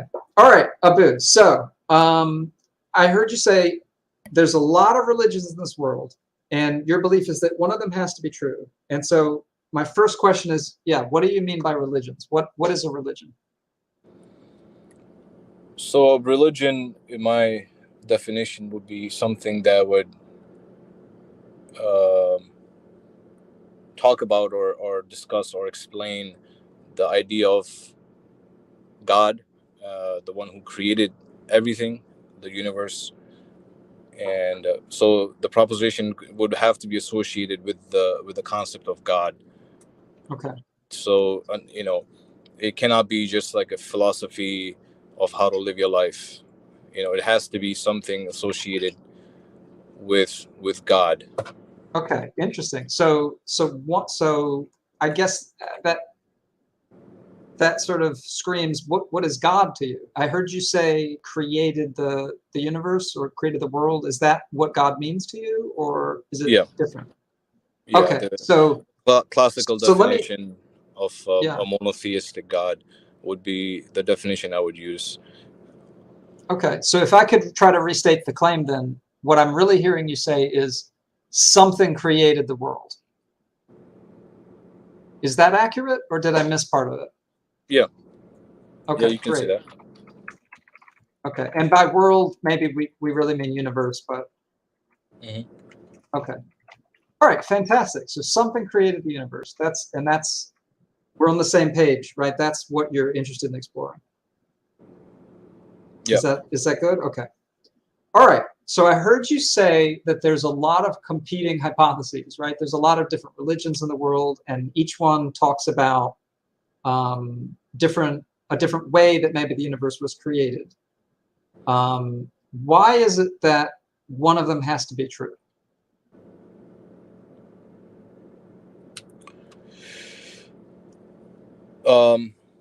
Because of the law of inference, or best explanation, I believe. Like, I don't know how to explain it. Like, so I can give you an example. Maybe that will help explain how I understand it. So let's say there are 1,000 theories on how JFK was assassinated, right? Just because there are X amount of theories, or conspiracy theories, whatever you want to call them, doesn't mean that all of them are false. One of them has to be true objectively. Okay, so I'm hearing you say that if we're trying to explain an event and we have some different ideas about what explains that event, one of those ideas must be true. Is that what you're saying? Yeah, that's because we've presupposed that truths exist about propositions. So the proposition of God, either God does not exist or God does exist. So I guess I'm wondering, is this always the case? Like if something happened, let's say something weird happened, we put a piece of candy on the table, and we come back later and the candy's been moved, but nobody else is in the house, right? Something strange. Is it necessarily the case that, let's say we talk to our roommates or our family and we come up with some reasons why this piece of candy was moved? Is it possible that maybe we miss the reason? Or will we always come up with, will one of the things people come up with be right? Yeah, there has to be one right answer. Not necessarily. Okay. Not necessarily if human beings come up with. Right. Even if you gather, 8 billion people, and brainstorm of why the candy moved, it's possible that all of them are false. But there could be an alien who would know like how it moved or something like that. Great. So yeah, what I'm hearing from you is actually a little more subtle, I think, even than we were talking before. It might be that the things people suggest, maybe all of the things people suggest are wrong, but something caused the candy to move. Yeah, if we accept things like logic, if we want to suspend logic completely, and law of identity, and if you want to say a candy could be air or something like that, then of course candy moving would not make any sense. But if you know that a candy has a certain definition and a certain space it occupies, for it to move from one spot to the other, it's either it's law of gravity, it's either someone's free will moving it, it's either air moving, like what, or an alien or a dog or a duck, or whatever. Yeah. So this is really exciting for me, because I think we've already sort of worded this better, because what I heard you say at the beginning was one of the hypotheses has to be true. But now what I hear you saying is something caused it. It may not be one of the hypotheses we've come up with, but something caused it. I don't think I ever said that. Okay, that was my mistake. Okay. Yeah, I don't think I ever mentioned anything about hypotheses. Again, it depends on how you want to define hypotheses. Like, one explanation, one possible explanation. Right. So if we accept logic, then we know that there are a finite number of logical explanations of why things happen. So Okay. All right. So yeah, I think we're on the same page. So if something, basically what you're saying is if something happened, it looks like we've lost Abu. Oh, that's too bad. I was really enjoying where that was going. Hopefully he calls back.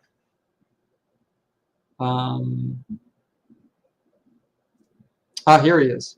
He's here. Abu, you with us again? Yeah.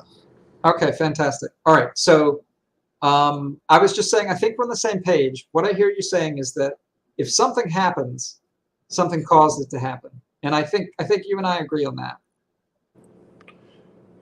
If we can measure that by saying like if something moved or something is in motion, maybe. Yeah. Because we can, I don't know, maybe we can identify something just being stagnant or. Right. So there has to be something that moved it, or that would require a cause. Okay. All right. And so you're taking that general principle and you're applying it to the universe, and you're saying, well, the universe is here. Something must have caused it to be here. Is that right? Mm-hmm. Yeah. Okay. All right. Great. And I just heard you say something else really interesting, which is that it requires a change or a movement or something. So is it possible that the universe has always existed? It depends on how you define the universe. Like, so if you're saying, there are an infinite number of causes preceding the universe, for me, that's a problem, because in a way, we are saying that there was a beginning and no beginning at the same time, because there is no end to that infinite regress. For me, that's a logical contradiction. So if we are talking about this universe, then of course, we do, from what I know of science and physics, we know that it's expanding. Whether it goes back to singularity or it, stops somewhere else, it is expanding. So something set it in motion, whether it's some preceding law or something that preceded it, some sort of other natural law, or um, you know or God. If we want to just reduce the number of natural laws preceding the universe, we could just say, either there's finite number of natural laws preceding the universe, or something that eternally exists just caused the universe to be this way. Okay, so I'm going to try to restate what I heard. I think I hear you saying that you see that there's a lot of changes in the universe. Things change. The universe is expanding. Things are moving around. Each one of those things has a cause. And so you can keep playing this game. There's two sorts of ways this can go. One is that there's an infinite number of causes. And another is that there's a finite number of causes. Mm-hmm. And you're saying that the infinite sequence of causes doesn't make sense to you. It seems like a contradiction. Is that right? Yes. Okay. All right. How confident are you that it can't have an infinite chain of causes? Like if I were to say on a scale from 0 to 100, with 100 being I'm completely sure, there's no doubt in my mind, I can't be wrong, and 0 being like I can't be right, how confident are you?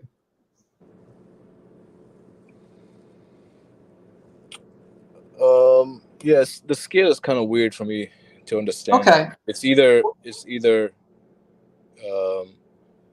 yes or no for me. Like, it just doesn't make sense that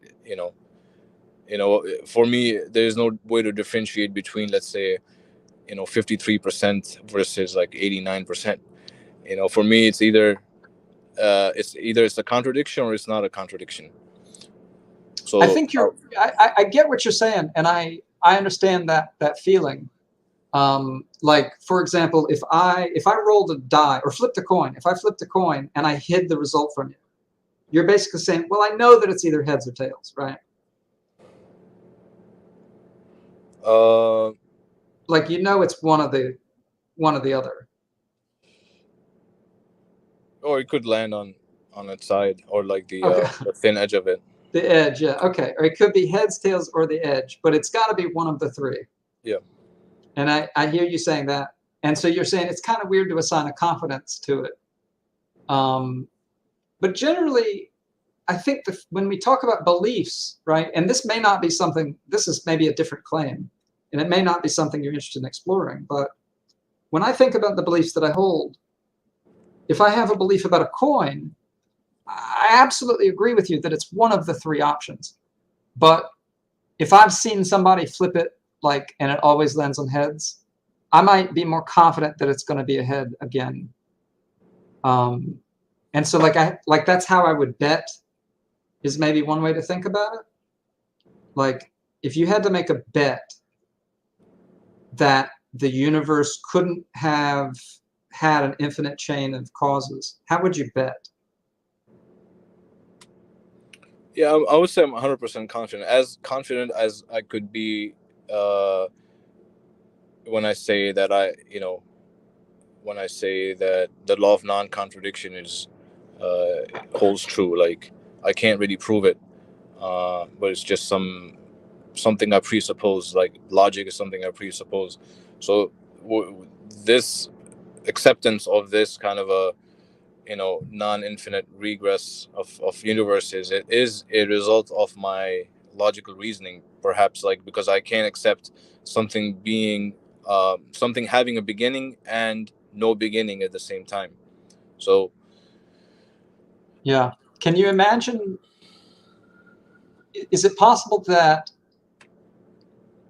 you can't conceive of something and it still be true?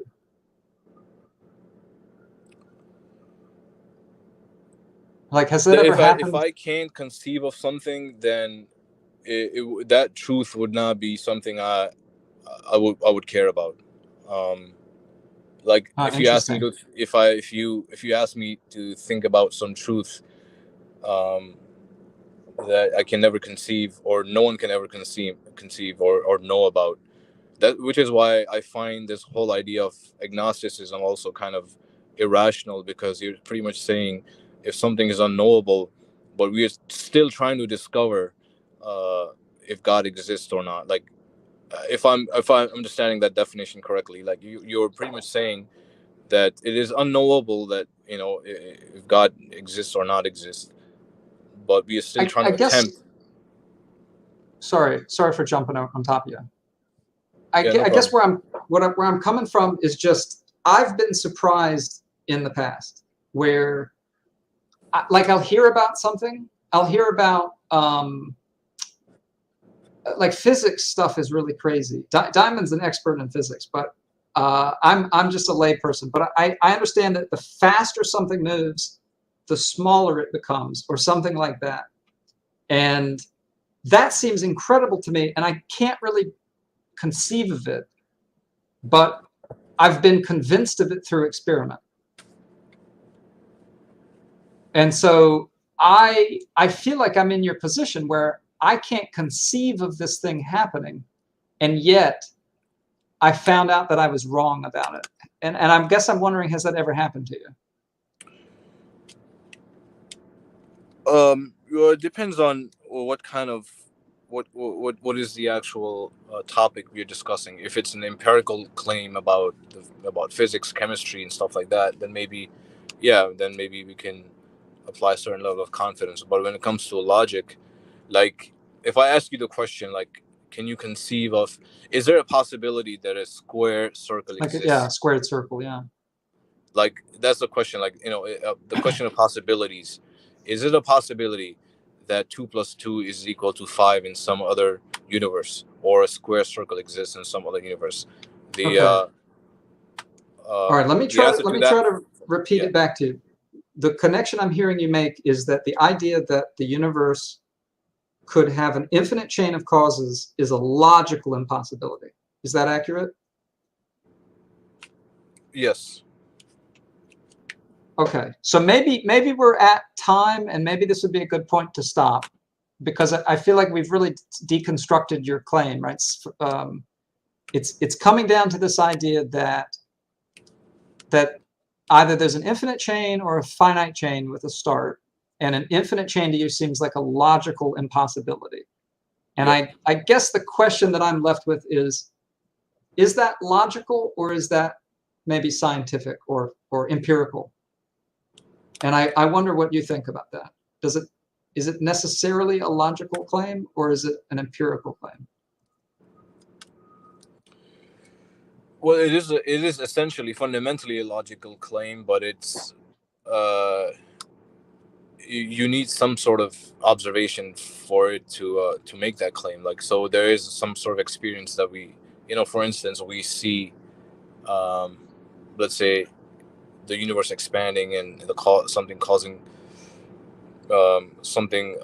causing the other for it to move or something like that. But yeah, I mean, it's a mixture of both. It's a mixture of both, I believe, logic and empiricism. Okay, all right. So I think we're at the normal time of stopping the show, and I feel like maybe that's a good point of stopping the conversation. I don't want to go on and tire us out. Yeah. Do you feel like that's a good place to stop up there? Yeah, I believe if the time is up, I mean, I'm fine with it. Okay. Thanks for calling in with the claim. I hope you can stay around for just a couple more minutes, and maybe we can debrief about the conversation. Sure. Okay. All right, Diamond, sorry. Yeah, I mean, I think this was actually a pretty nice example of what, in my mind, a typical SE conversation would look like, in terms of, you know, being very respectful and asking questions out of curiosity, kind of sticking to, you know, a specific claim and digging down. So Abu, you said you were new to the show, and I don't know if you had heard of Street Epistemology before, but how did you feel, like, just reflecting on the conversation, not the content? What did you think about the approach in comparison with other conversations you've had in the past regarding these ideas? No, this was brilliant. Like this is the way we should have a conversation. Cool. Deconstruct every single claim, but it could get some people don't have the patience for it sometimes. People get emotional.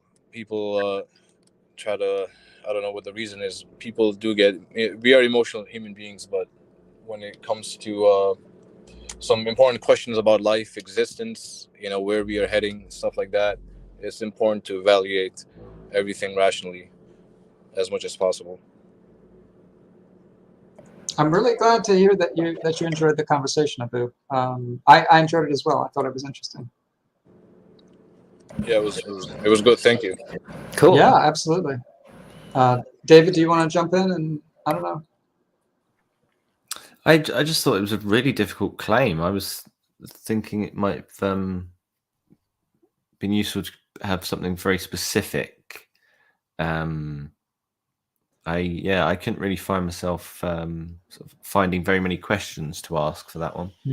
Yeah, I feel like most of our time in the conversation was spent maybe restating the claim in different ways, and eventually we got to the point. I think I feel like this is one way to address this is like, so when I make a claim, the person who's talking to me can either accept it or reject it, and it has to be one of these two, right? Do you feel like I did one of those two things? I don't think so. I don't think you accepted or rejected it. Okay. So that's what kind of drives the conversation. It's like, okay, yeah, if you accept it, then there's not much to really discuss. But right. if you do reject it, then we have to kind of defend your position. Like, okay, why do you feel there? Out of the many religions out there or worldviews, when I say religion, like, remember the way I defined religion was that it has to be a claim to do with God. So either the claim that God exists or doesn't exist. Even that would be part of this system, or the definition of what religion is. So out of them, one has to be true. It cannot be that all of them are false, because then you run into the same issue like I explained with the JFK example, is that you're saying that he was assassinated, but there is no one explanation that would explain objectively, okay, what really happened. Be careful, because I think we sort of had to restate that, right? Like, it's possible, like when we talked about moving the candy, I heard you say it's possible that the ideas people have suggested are all wrong, but something else had to cause it, right? And so surely that's true of religion as well. It's possible that all the religions that have been suggested are wrong, but something caused the universe. So when I say, let's say, 1,000 explanations of how JFK died, I'm including things outside of human, like, let's say an alien came and, shot him, or something, an invisible alien, or something like that. So I'm including all of those possibilities. So one of those things is actually true. So that was my claim. Do you agree with it? Let me ask you that. Do you agree? I'll answer it after I make one more point, which is, I think, something interesting about our conversation, Abu, which is something I've noticed with a lot of SE conversations, is it's often worth spending a lot of time just sort of rehashing the claim, because I feel like we went from one of the religions of the world has to be true to a really specific claim, which is that it all hinges, like, totally on this idea that you have that an infinite chain of causation is illogical. Like, that's really the root of your belief. Would you agree with me? Yeah, I would say one evidence. I would use that as one evidence, but I can use, let's say even if this universe was stagnant or wasn't expanding, you would still need some sort of argument from contingency or dependency that it has to, because of the stuff the universe is made out of. It has to depend on something else, and you just cannot conceive of it depending on other things that are also dependent. So it's the same thing, but I think the dependency argument is much more powerful than the causation argument, because in causation, I think you are presupposing time and stuff like that, but in dependency, the universe can be, a stagnant universe or an infinite universe, like you. Okay. All right. I remember Maybe. you asked me the question if the universe can be just there for infinity. So my answer would be yes. It could be there for infinity. It's just that it would still have to be dependent on something else that is, that it cannot sustain itself because of the stuff it's made of. Yeah, maybe it'd be worth having another conversation to go into that chain. But I guess my point is just that we took sort of a general sort of claim, and we really got down to the meat of it, right? The thing that's getting you the confidence. And I heard you say it's right. This is a logical necessity. I can't conceive of it being different, and I feel like that's the thing to kind of keep in mind and think about. But yes. So that's how it's supposed to be. Like, every single claim, you have to dig down like much more deeper. You have to go into definitions. You have to. Yeah. So you asked me my belief about this. Do you want to hear it? Yes. I will tell you. I really love the fact that you felt like I didn't pick a side in the conversation, because that's the goal. My personal belief is that I don't really see any good evidence that there is a God, but maybe I mean God to be something a little different. On the idea that something caused the universe to happen, I'm open to the idea that there's an infinite chain of causes. That doesn't seem like a logical impossibility to me. It seems possible. But I don't really know. I have very low confidence either way. But, beliefs are a dime a dozen. We've all got beliefs. Yeah, well, that's a good time to wrap up. And Abu, if you want to call next week as well, we can chat further. And, thanks again for your time. Yeah, thanks so much. Not a problem. What time do you guys do this every Saturday? Yeah. So we started 2 hours ago. So 2 hours from, All right. 2 hours ago, next week, we'll be on. I'll see if I remember it. Nice talking to you guys. Sure thing. Yeah, you Thanks can so subscribe to the channel. Awesome. That's probably the easiest way to get notifications. So thanks. Cool. All right. Well, thanks, everyone. We will see you next week. Bye, everybody.